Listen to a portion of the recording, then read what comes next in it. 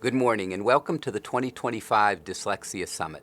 Thank you to the MiMTSS Technical Assistance Center for its partnership in hosting and organizing today's virtual summit. There are over 1,000 educators and leaders across the state attending today. Some are also attending at ISDs and LEAs with colleagues in approximately 30 different locations across the state. Last October, Governor Whitmer signed Public Acts 146 and 147 into law, transformative statutes focused on K-12 literacy and dyslexia. These laws represent years of dedication and hard work by the Michigan Department of Education, the State Board of Education, and the state legislature. These new education laws are the most consequential in Michigan in the past 2 decades, with the possible exception of historic state school aid budgets for fiscal years 2023 and 2024. In the coming years, Michigan children will benefit enormously. Michigan's Top 10 Strategic Education Plan was approved by the State Board of Education in August 2020 with input from thousands of educators, parents, legislators, and members of the business, philanthropic, and broader communities. The Michigan Department of Education focuses both on the development of technical literacy skills, the how, as well as on diversity in literature, the why. Our collective how emphasizes learning to read through the evidence-based instructional practices necessary for students to develop technical literacy skills for academic, personal, and professional success. Our why cultivates Michigan students, families, and communities and educators' interests and a joy of reading through diverse and engaging text. Because we believe literacy is a fundamental right, Public Acts 146 and 147 of 2024 serve as a foundation for Michigan's efforts to ensure students become thriving readers who experience a sense of belonging that honors the richness of differences. Together, when we combine the how and the why, these efforts are able to unlock the magic of literacy. When students receive high-quality instruction and engage with literature that serves as mirrors, windows, and sliding glass doors, the possibilities are endless. Literacy is more than a skill. It's a fundamental right that opens the door to a brighter future for all. To assist schools and educators, MDE will provide guidance and support for required pre-service and in-service learning and implementation strategies to public schools and institutions of higher education.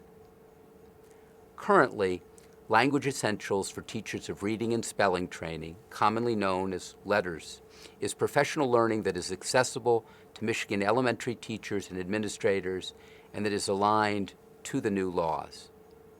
MDE has strongly recommended this training for elementary teachers across the state and believes that the training should be mandatory. Approximately 2,600 Michigan teachers have completed the training, and another approximately 7,500 have begun the training. LETRS is a professional development program that provides educators with an in-depth look at the 5 pillars of literacy instruction: phonemic awareness, phonics, fluency, vocabulary, and comprehension. This summit marks the start of a transformative journey. Over the coming years, Michigan educators will work together to build expertise, provide technical support to implement Public Acts 146 and 147, and create a future where every student in Michigan becomes a thriving, lifelong reader. Thank you for your dedication, passion, and commitment to this vital work. Let's make the most of today's opportunities to learn, connect, and grow. Enjoy the summit. Thank you, Dr. Rice, and welcome everyone to the 2025 Dyslexia Summit. I have the honor of welcoming all of you with my colleague, Ms. DeNesha Rawls-Smith. So just to introduce myself, my name is Kim St. Martin. I'm the director of Michigan's MTSS Technical Assistance Center. And I'd like to turn it over to my colleague, Ms. DeNesha Rawls-Smith, to introduce herself. Hello, I am DeNesha Rawls-Smith. I am the Literacy Unit Manager in the Office of Educational Supports here at the Michigan Department of Education, and we are live right here at MDE for a watch party, and we're so glad to be with you today. We absolutely are. And we have many various watch parties happening across the state of Michigan at various intermediate school districts, et cetera. And if anyone would like to snap a picture of the watch party, or even if you're at home individually, being able to watch in the comfort of your own home, please feel free to snap a photo. And that's something that we will send out an email. And if you're willing to share, we'd love to gather these things just to document the wonderful, wonderful celebration, to be able to learn more about Public Act 146. And so right now, DeNesha and I are actually going to provide a brief overview of Public Act 146. And we're going to use the remaining 24 minutes before I introduce our first speaker, Dr. Carolyn Strum, just to give everyone an overview of the new law. And my colleague, Ms. DeNesha Rawls-Smith, is going to kick us off. Thank you, Kim. So our objectives today are just to give an overview of Public Act 146. We'll also provide a definition of dyslexia. And then Dr. Kim St. Martin will also talk with us about some characteristics of dyslexia. So let's get started. And you can advance, Kim. We know where the objectives. Okay, Public Act 146 of 2024, it's a bipartisan law. It's linked with Public Act 147. Both were signed on October 10th of 2024. And in spite of the name, you should know that the purpose of the laws are not to diagnose dyslexia. Instead, the purpose is to improve reading outcomes for K through 12 learners. And we want these laws, of course, to impact in-service and pre-service teachers. So again, it's not focused on diagnosing learners with dyslexia. So I'll go over a few of the components of PA 146 with you. Since the laws passed, we have received quite a bit of questions about how does PA 146 impact Read by Grade 3? So Public Act 146 has revised the 1280F statute, which is known as the Read by Grade 3 law. And I'll talk just a little bit about some of the things you see here on the slides about the changes that have occurred. So the individual reading improvement plans span kindergarten through third grade. You'll notice that developing fourth grade IRIPS is not included in PA 146. However, we are still examining the language for K through 12 to get clarification around IRIP requirements beyond third grade. You'll also notice that IRIP information, there's a portion of that should be reported to your ISDs. Student information from the IRIPS will be de-identified and then aggregated and sent to us here at MDE. There's language around, there's no longer a reference to diagnostic assessments. You'll also notice a term, district identified coaches, has been infused into the language. And then there's a component for English learner screening requirements. These requirements take into consideration English language proficiency. So specifically, I want to share that if you have a student that is considered proficient in English in the language of English, and that's by a state identified test, then that student can be screened for a reading deficiency. Now, if an English learner is not considered proficient in English, then they should not be screened for a reading deficiency or characteristics of dyslexia. PA 146 also has assessment requirements for kindergarten through third grade students. Any assessments, screeners, and progress monitoring assessments must be reliable and valid. They must include phonemic awareness, letter sound correspondence, single word reading, nonsense word reading, rapid automized naming, oral passage reading fluency, and comprehension. So I want to talk a little bit on the next slide about the Rapid Automized Naming Assessment, also known as the RAN. Now, if you've taken letters, you're probably familiar with this test. The RAN measures cognitive processing speed by asking students to name known colors, objects, letters, or words, things that are familiar to them. The assessment is timed, but what's really important about the RAN is we do not encourage or ask teachers to teach students how to improve their RAN score. And the reason for this is there's no research or science behind practicing this skill in that way. It doesn't improve reading outcomes. In addition to what I've shared about kindergarten through third grade, you should know that there are requirements for our 4th through 12th grade learners when it comes to assessments. Specifically, only students in grades 4 through 12 who are experiencing or demonstrating things on this slide should receive a screener. So if you notice that your grade 4 through 12th grade student is using escape or avoidance tactics or behaviors when they have to engage in reading, you might need to screen them. If they have laborious reading, it's just taking a lot of effort for them to read, you will definitely want to screen them.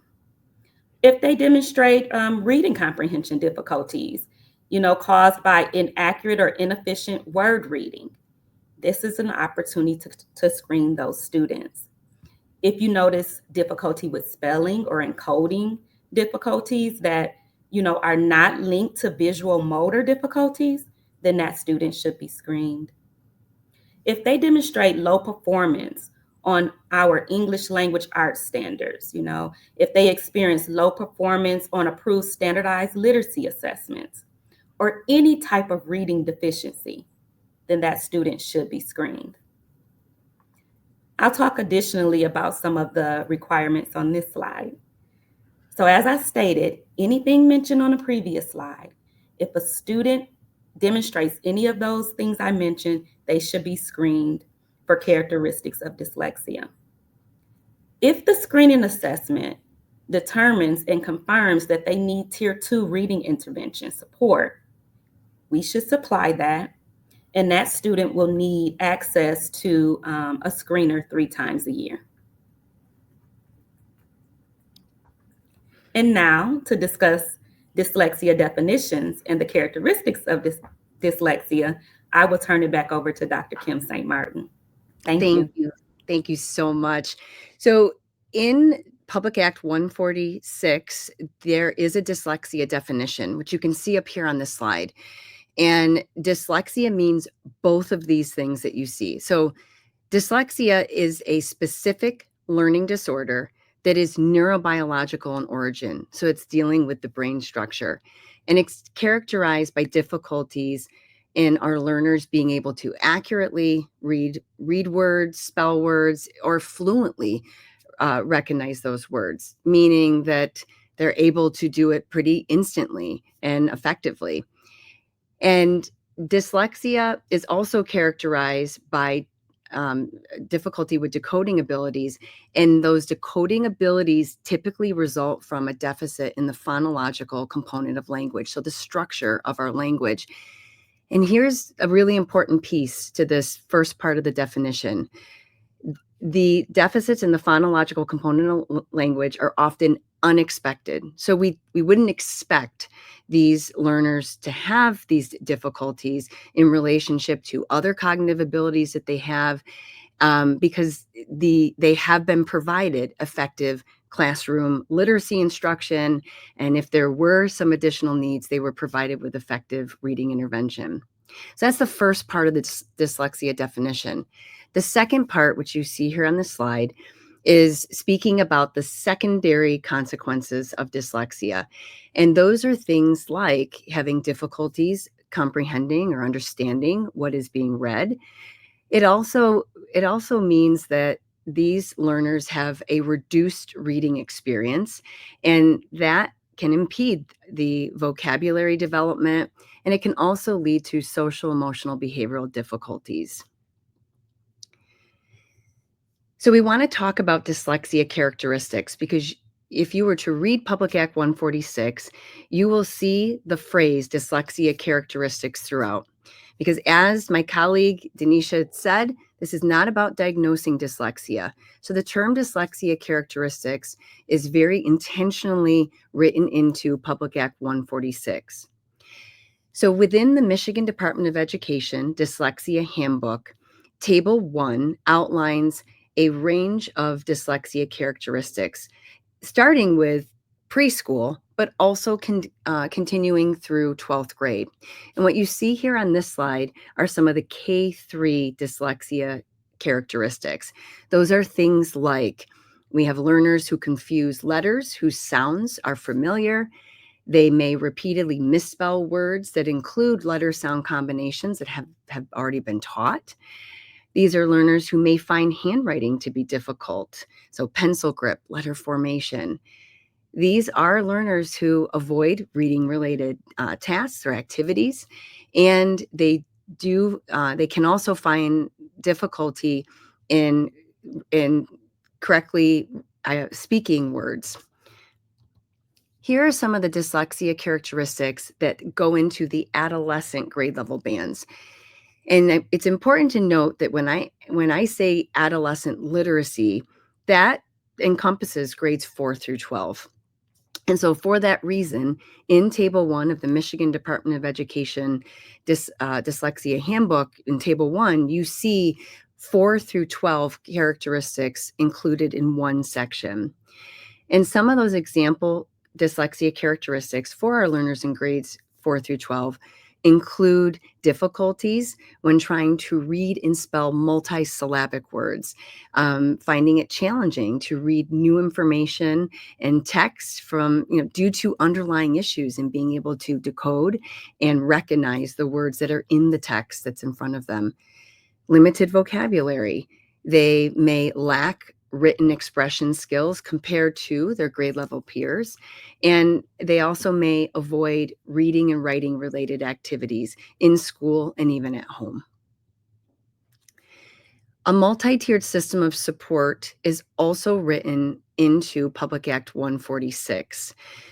So Tier 1 class-wide reading instruction is spelled out within Public Act 146.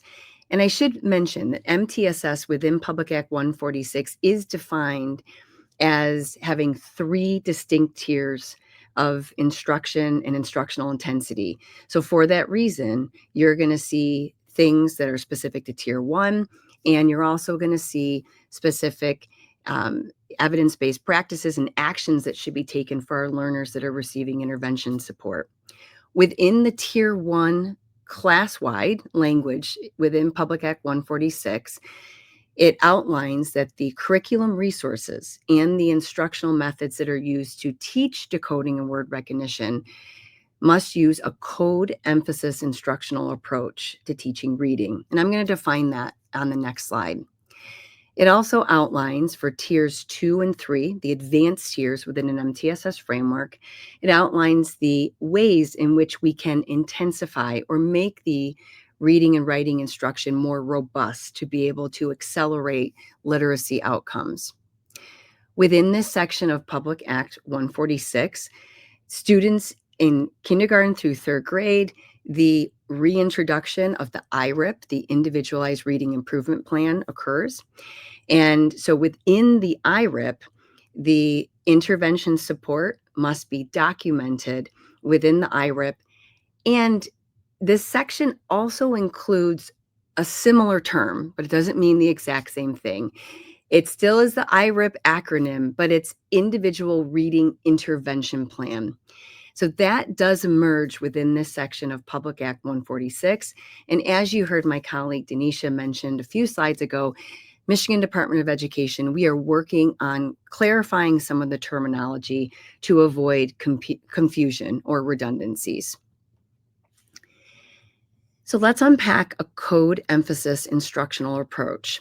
So code emphasis means direct, explicit instruction. So when I say direct and explicit instruction, that includes teacher modeling, guided practice, and with affirmative and corrective feedback, and opportunities for students to individually demonstrate what they've learned. So it's direct, explicit instruction, and it's on the code system of written English. And that's at the sound, syllable, morpheme, and word level, so that our students can develop that automaticity in being able to accurately sound out the words, use those sound symbol associations to be able to recognize the words. And we want them to be able to have, in essence, a robust sight word vocabulary. And that means that any word that these learners are going to encounter in text, we want them to read those words as if they are reading them by sight. Within Public Act 146, there's also a section that discusses instructional methods and curriculum resources that must not be included. So Section 23, subsection 3, A through E, outlines the types of things that cannot be included in Tier 1 instruction to decode and recognize words, and in the advanced tiers instruction as well. The types of things that you see in A through E are things like prompting our learners to guess unknown words, using pictures and illustrations, skipping over unknown words, and using the meaning of the passages to recognize those words, using predictable text or leveled text to provide initial word recognition instruction, and practice in being able to read new letter sound correspondences. And so these things that you see here on the slide, A through E, in essence, they are workarounds. They are workarounds to providing high quality decoding and word recognition instruction. And so it's important that this section of Public Act 146 outline those look-fors, things that you want to look for, because in essence, they can foster some poor reading habits. I'm also going to talk about some of the requirements within Public Act 146 that are for Michigan Department of Education and our local school districts and public school academies. So for Michigan Department of Education, we are going to provide a coaching model that includes expanding the coaching model to encompass grades 4 through 12. The important date that you want to note is that a list of updated assessments is going to occur on January 1st of 2026. So January 1st of 2026 is a big date because it's going to be the date by which the reliable and valid screening and progress monitoring assessments are going to be released. It's also going to be the date by which a published list of evidence-based Tier 1 reading curricula, resources, and materials are also going to be listed as well. So January 1st of 2026 is a big date. Michigan Department of Education is also required to develop technical assistance. And that technical assistance is coming from Ms. DeNesha Rawls-Smith and others within the MDE Literacy Unit. Our MDE literacy consultants are actually here at the department in the watch party. But some of the things that we're going to be providing the technical assistance in is how to select and use the screening and progress monitoring assessments. We're also going to provide technical assistance in structured literacy, and that's a term that's introduced in Public Act 146. It's also in the MDE Dyslexia Handbook. We're also going to provide technical assistance in evidence-based instructional methods and curriculum materials in understanding dyslexia. So even today, the Dyslexia Summit, our first speaker, which you're going to hear from in just 6 minutes, is going to start building our background knowledge in understanding dyslexia. The district requirements, that are outlined in Public Act 146 begin in the 2027-2028 school year. Districts are required to select the assessments, provide assurances to Michigan Department of Education that literacy coaches, so remember Ms. DeNesha Rawls-Smith talked about literacy coaches. These are individuals that can also be district identified literacy coaches. But we're going to need districts to provide assurances to MDE that literacy coaches and educators who are providing reading instruction to our learners, that they've received the necessary professional development in things like dyslexia characteristics, structured literacy instructional strategies, and how those things can be encompassed within an MTSS framework. We also ask, districts are also asked in the law to implement the research-based assessment and instructional practices and implement the English learner requirements.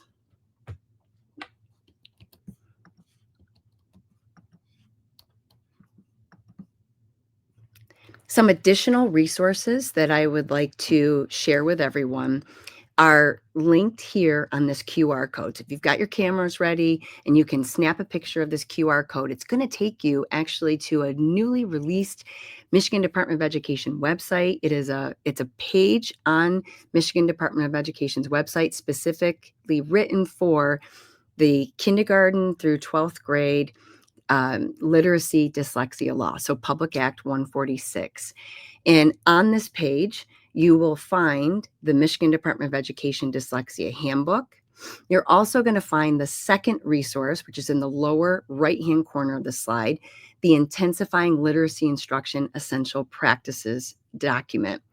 And the Intensifying Literacy Instructional Practices document is going to further outline and provide guidance in how to address tiers 2 and 3, or those advanced tiers within an MTSS framework. The information that is within Public Act 146 is consistent with the information that is in the Michigan Department of Education handbook. With that said, DeNesha and I want to thank you for joining us in this 2025 Dyslexia Summit. And I just want to mention that on behalf of Dr. Jennifer Saylor, she sends her gratitude and thanks for all that you guys are doing as educators, leaders, and consultants across the state of Michigan. We are very excited for this new chapter that we're about to embark on.